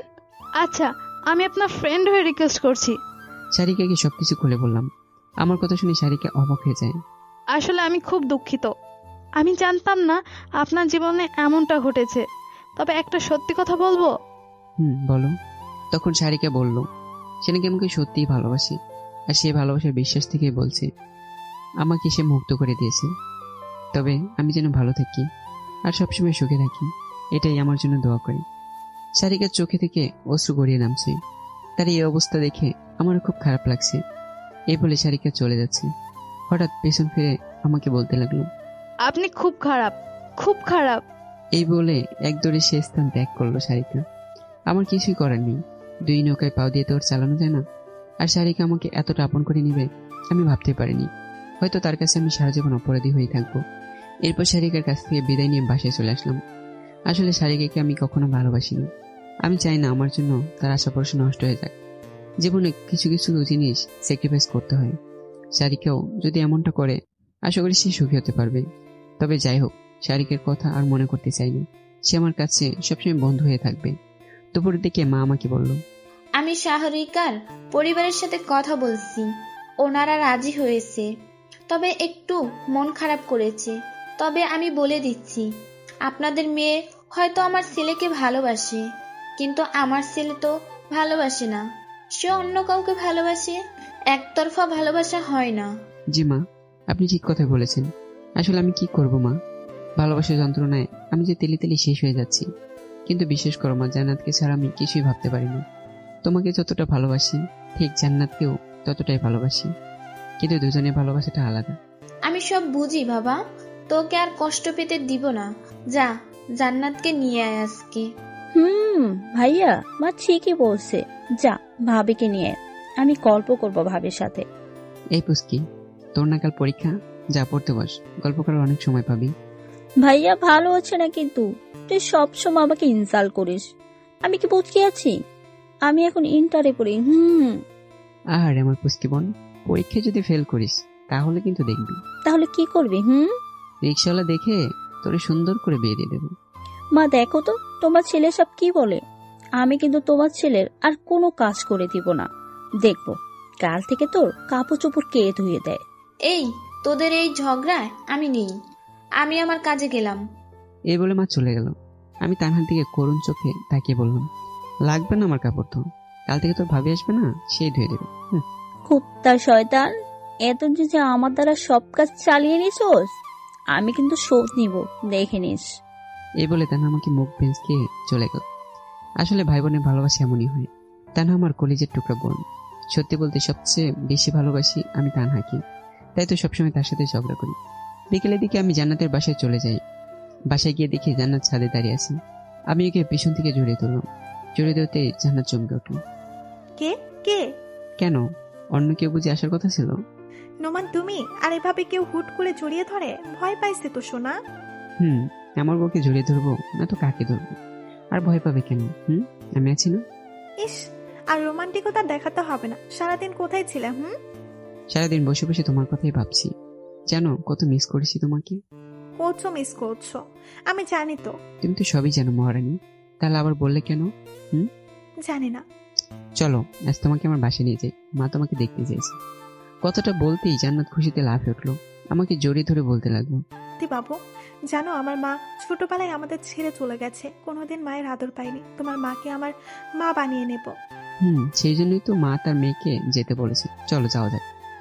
দাঁড়াও, আমি এক্ষুনি রেডি হয়ে আসছি। কিছুক্ষণ পর জান্নাত তৈরি হয়ে আসলো। তাকে দেখার পর আমি চোখ সরিয়ে নিতে পারছি না। তারপর সাদা শাড়ি পরে এসেছে আমার সামনে, একদম সাদা পরীর মতো লাগছে। কি দেখছো এমন করে? তোমাকে দেখছি, তোমার চোখ দুটো সত্যি অনেক সুন্দর, মনে হয় যেন হারিয়ে যায়। আমি আবার ক্রাশ খেয়ে গেছি তোমার উপর। আহা গো, এমন করে বলো না, আমি কিন্তু লজ্জা পাচ্ছি। আমি জান্নাতের দিকে অপলক ভাবে তাকিয়ে আছি। জান্নাত কিছুটা লজ্জা পেয়ে নিচে তাকিয়ে আছে। কিছুক্ষণ পর জান্নাত আমাকে বলতে লাগলো, এই যে মিস্টার, অনেক দেখেছেন, এখন যাওয়া যাক। ধুর, বউটা কেন আছে আমাকে বুঝে না। বুঝবো না, আর বোঝার দরকারও নাই। এই বলে আমার হাত ধরে টেনে বাড়ির বাইরে নিয়ে আসে। একটা অটো নিয়ে আমরা বাসায় চলে আসলাম। সারা রাস্তা জান্নাত আমার কাঁধে মাথা দিয়ে বসেছিল। ভালোবাসার মানুষ কাছে থাকলে কিরকম অনুভূতি হয় তা আমি বলে বোঝাতে পারবো না। আমাদের বাসায় আসার পর মায়ের সাথে জান্নাতের পরিচয় করিয়ে দিলাম। জান্নাতকে দেখে মা অনেক খুশি হয়, তানহা অনেক খুশি হয়। জান্নাতকে পেয়ে মা আর তানহা আমাকে ভুলে গেছে, সবাই জান্নাতকে নিয়ে ব্যস্ত। সত্যি আজ আমার কাছে অনেক খুশি লাগছে। এই বছরে আমি এতটা খুশি আজকেই হলাম। রাতে খাওয়া দাওয়া করার পর জান্নাতকে বললাম, তুমি তানহার সাথে ঘুমাবে কেমন? না, আমি তানহার সাথে ঘুমাতে পারবো না। তাহলে আলাদা রুমে ঘুমাও। ওইটা কি বললে? আমি শুধু তোমার সাথে ঘুমাবো। আল্লাহ, কি বলে এসব? আরে মা দেখলে কি বলবে? আমাদের তো আবার বিয়ে করতে হবে। তা কি হয়েছে? আমি তো ডিভোর্স পেপারে সই করিনি, তুমি মনে করে দেখো নাই? আর আমরা তো 6 বছর আগে বিয়ে করেছি, একসাথে ঘুমালে সমস্যা কি? তুমি যখন ডিভোর্স পেপার দিয়েছো আমি চোখ দিয়েও দেখিনি, আর আগে ছিঁড়ে ফেলেছি। আচ্ছা বাদ দাও এসব কথা, এখন তুমি আলাদা ঘুমাবে, ওকে? না, সম্ভব নয় আমার পক্ষে। আমি তোমার স্ত্রী, আমাকে এভাবে দূরে ঠেলে দিচ্ছ কেন? বৌমা, কি হয়েছে? এত ঝগড়া কিসের? মা দেখো না, তোমার ছেলে আমাকে আলাদা রুমে ঘুমাতে বলছে। আমার খুব ভয় করে একা একা থাকলে। কি রে, তুই বৌমাকে আলাদা রুমে ঘুমাতে বলছিস কেন?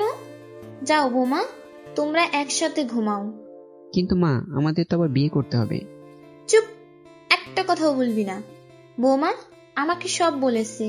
আমার মতে তোমরা বেদও আছো, আর দরকার পড়লে কালকে আবার বিয়ে হবে। সমস্যা কি?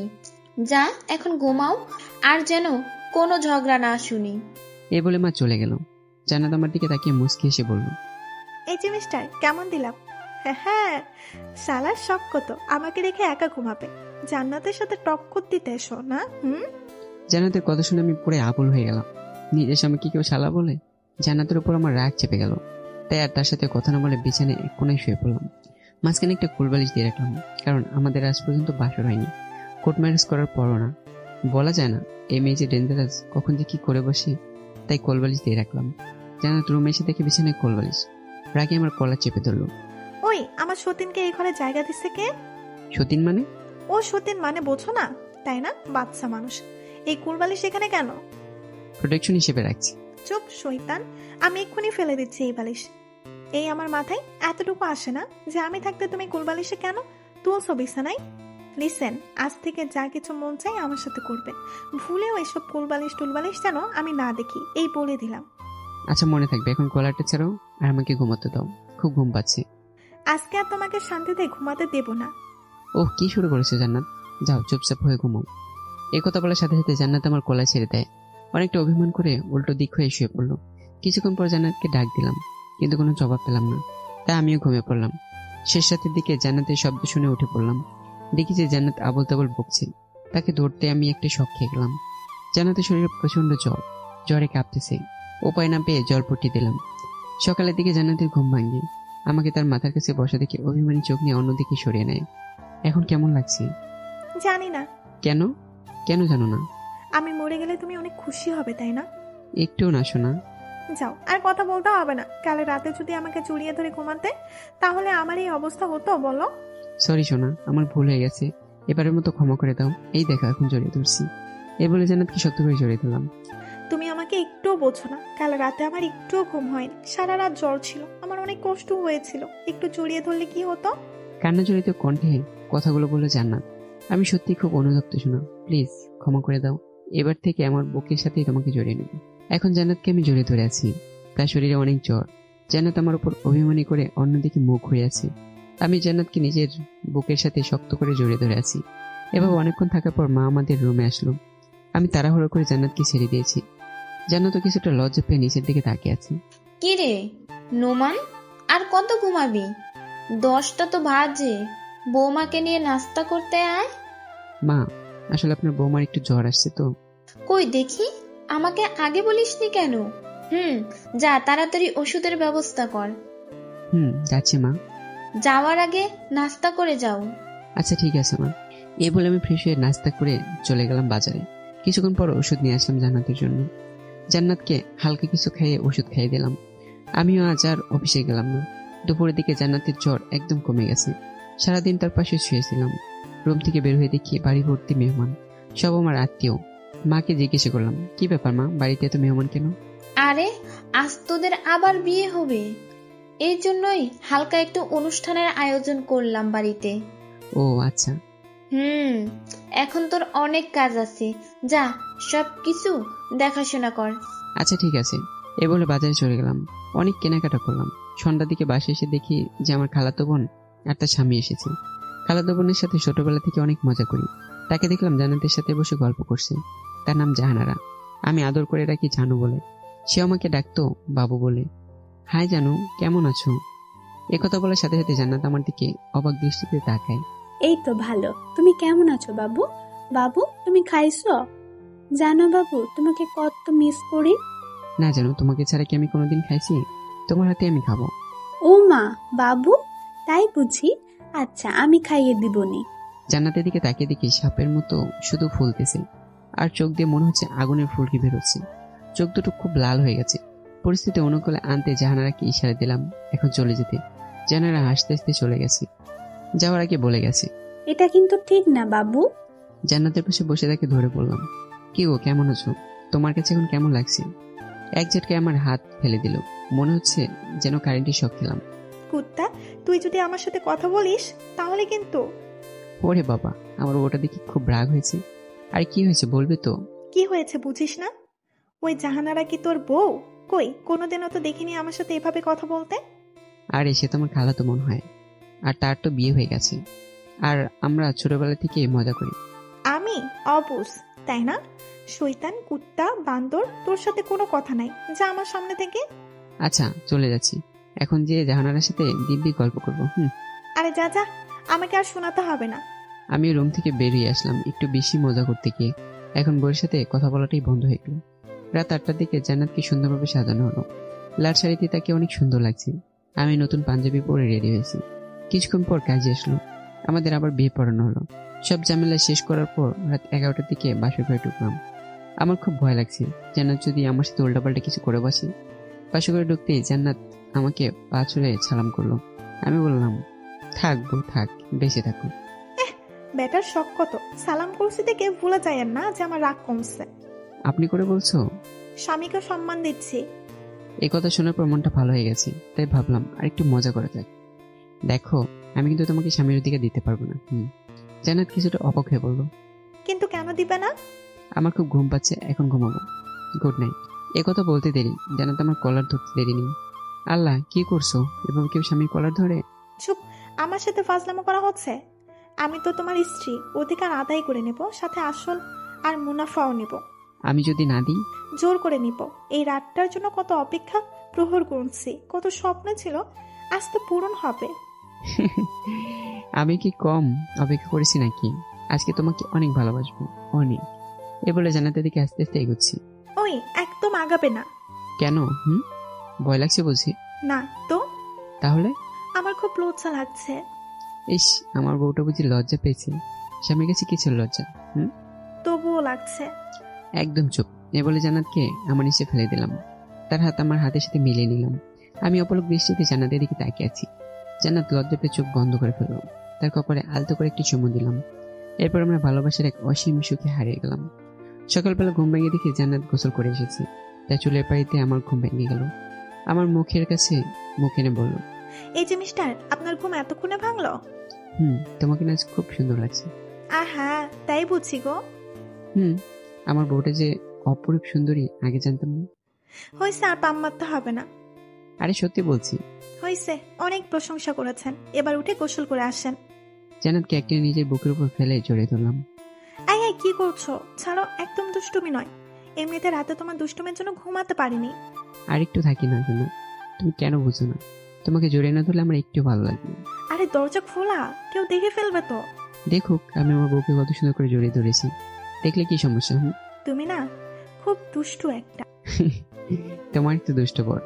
এ বলে জান্নাতের মিষ্টি ঠোঁটের সাথে ঠোঁট মিশিয়ে দিলাম। আহা, মনে হচ্ছে তোমরা দিনের বেলা বাসর করবে। ভাইয়া, আমি কিন্তু সব দেখে ফেলেছি। কি মজা! ভাবি, চালিয়ে যান, দারুণ হতেছে কিন্তু। তানহার কথা শোনার পর জান্নাতকে ছেড়ে দিলাম। জান্নাত আমাকে দাঁত কর্মর করতে করতে বলল, সব তোমার জন্য হয়েছে। ওই পুস্কি, এই তুই কি দেখলি রে? আর তুই এখানে কি?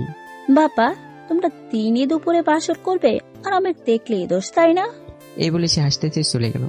জান্নাত একটা বালিশ নিয়ে আমার ওরা ধরা মারা শুরু করে দিছে। তাল সামলাতে না পেরে আমি বাথরুমে ঢুকে পড়ে দরজা আটকে দিলাম।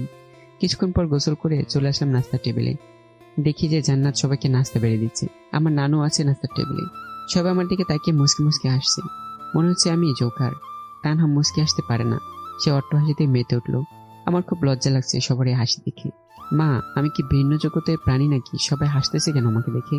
হুট করে নানু বলে উঠলো, বিড়াল কেমন মারছো আমার আদরের নাতি। কি ভাইয়া, নানু সব কি বলে? কথাটা কি সত্যি নাকি? হয় হয়, একদম সত্যি। বাবু, তারপর কেমন কাটলো? সবার এমন কথা শুনে আমি রাগ করে রুম থেকে চলে আসলাম। কিছুক্ষণ পর জান্নাত আমার জন্য নাস্তা নিয়ে আসলো। আমি নাস্তা খাচ্ছি আর জান্নাত তো মুসকে মুসকে হাসছে। আজব তো, সব আমাকে দেখে হাসতেছো কেন? হাসবো না তো কি, কাঁদবো? সব তোমার জন্যই তো হয়েছে। আসছে আমার বীর পুরুষ দরজা খুলে রোমান্স করতে। কি হলো এখন? ও আচ্ছা, তাই নাকি? এটা কোনো ব্যাপার না। তুমি আসলেই একটা দুষ্টু, দুষ্টু কোথাকার। এভাবেই চলছে আমাদের সুখের সংসার, যেখানে নেই কোনো ভালোবাসার অভাব। খুনসুটির ঝগড়া সবসময় লেগে আছি, আর আমাদের ভালোবাসার সংসারটা পরিপূর্ণ পেয়েছে। ভালোবাসাটা পূর্ণতা পেয়েছে আমাদের এই দুটি জীবনে। এভাবে যেন মৃত্যুর আগ পর্যন্ত থাকতে পারি, এটাই আল্লাহর কাছে প্রার্থনা করি। গল্পটি শোনার জন্য সবাইকে জানাই আন্তরিক ধন্যবাদ।